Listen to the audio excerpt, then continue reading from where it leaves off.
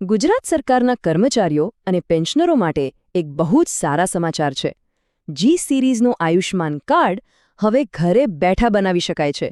કોઈ ઓફિસના ધક્કા ખાવાની જરૂર જ નથી. તો ચાલો આજના આ વિશ્લેષણમાં આપણે જોઈએ કે આ કેવી રીતે કરવું. સરકારી કચેરીઓના ધક્કા ખાઈને કંટાળ્યા અને પોતાને અનુકૂળ સમયે શાંતિથી ઘરે બેસીને જ આયુષ્માન કાર્ડ બનાવવું હોય તો બસ આજે આપણે એ જ શીખવાના છીએ. તો ચલો આખી પ્રોસેસને આપણે એકદમ સ્ટેપ બાય સ્ટેપ સમજીએ અને તમે જોશો કે આ ખરેખર કેટલું સહેલું છે. જુઓ, કોઈ પણ ઓનલાઈન કામ શરૂ કરીએ ને એ પહેલાં થોડી તૈયારી કરી લેવી બહુ જરૂરી છે. એનાથી શું થાય, આપણું કામ ફટાફટ અને કોઈ પણ ભૂલ વગર પતી જાય. તો સૌથી પહેલાં 2 વસ્તુઓ ખાસ હાથવગી રાખવાની છે.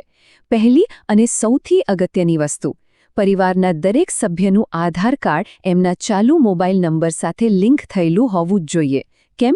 કારણ કે આખી પ્રોસેસ ઓટીપી પર ચાલે છે અને ઓટીપી એ જ નંબર પર આવશે.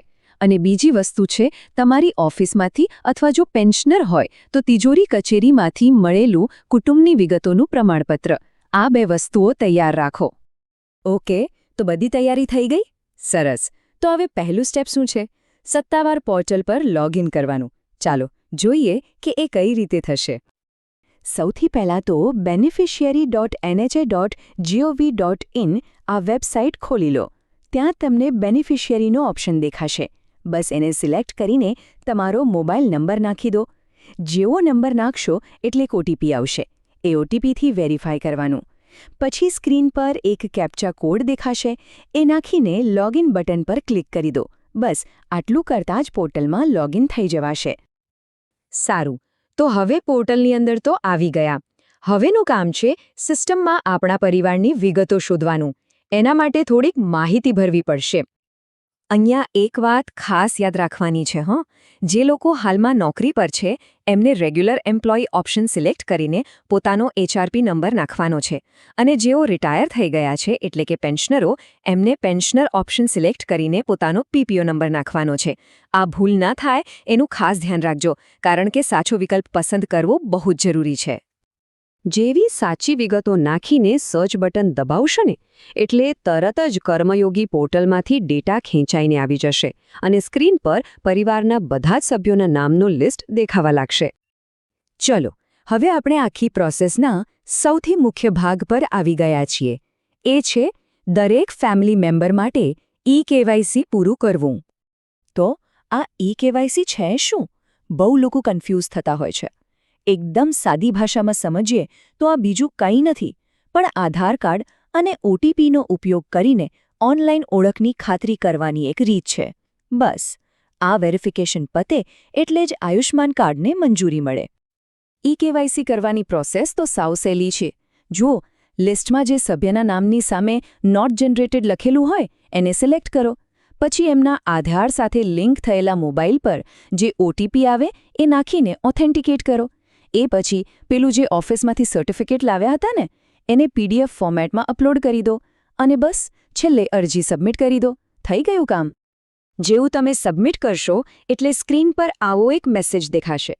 ઈ-કેવાયસી is completed and record is sent for approval. આ મેસેજ આવે એટલે સમજી લેવાનું કે આપણું કામ અહીંયા પૂરું. હવે આપણી અરજી મંજૂરી માટે આગળ જતી રહી છે. હા, પણ એક વાત છે. શરૂઆતમાં કાર્ડનું સ્ટેટસ પેન્ડિંગ જ બતાવશે, એટલે ગભરાઈ ન જતા.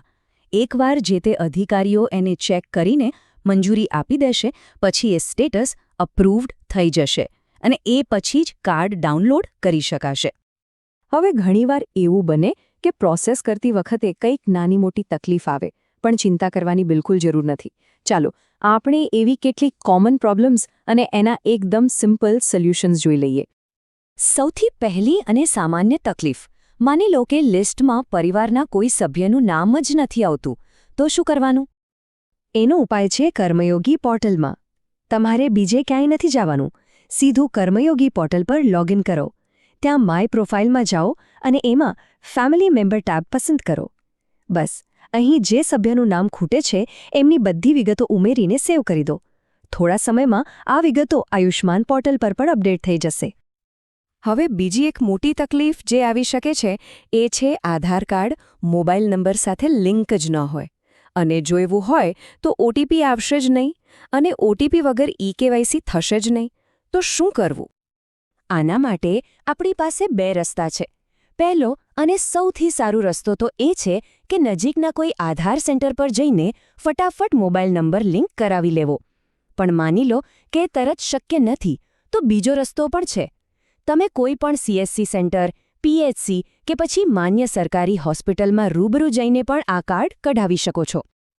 તો ચાલો ફટાફટ રીકેપ કરી લઈએ. સભ્યનું નામ ખૂટતું હોય તો કર્મયોગી પોર્ટલમાં એડ કરો. આધાર લિંક ના હોય તો આધાર સેન્ટર અથવા સીએસસી સેન્ટર પર જાઓ.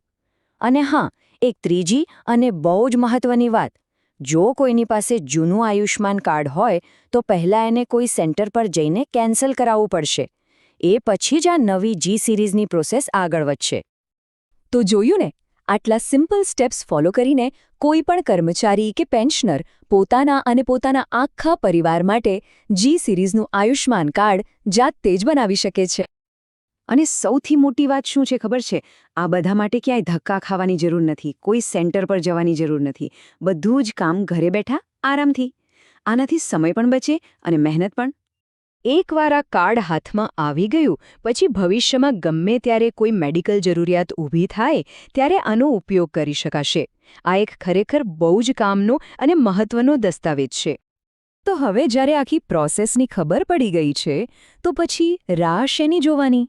શું આપણે સૌ આપણા પરિવારની આરોગ્ય સુરક્ષા માટે આ એક જરૂરી પગલું ભરવા માટે તૈયાર છીએ?